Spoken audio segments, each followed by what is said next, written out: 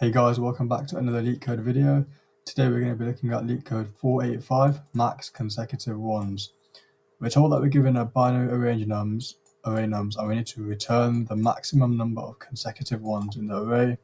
In this example, we return 3 because the max number of consecutive ones is 3. And in this case, 2 is the max consecutive, so we return 2. Given some constraints, we're told that nums I, so each value at every index is only going to be a 0 or a 1.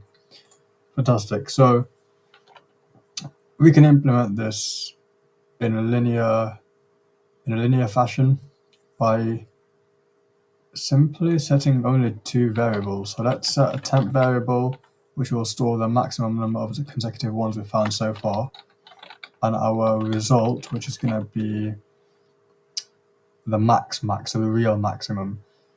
And then we're going to say for number in nums, if our number is a 1, well, we can just say temp plus equals 1.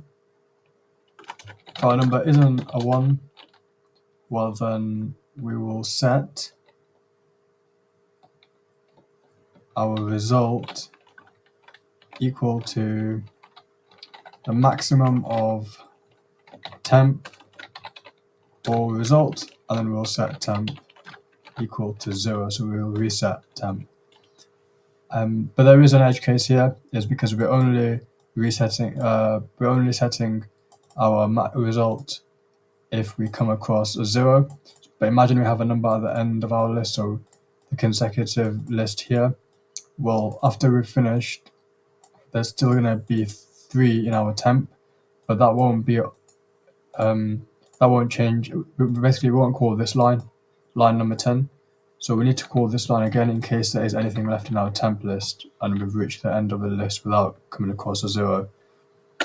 And now we can just return res. So let's run our code. Now let's submit our code.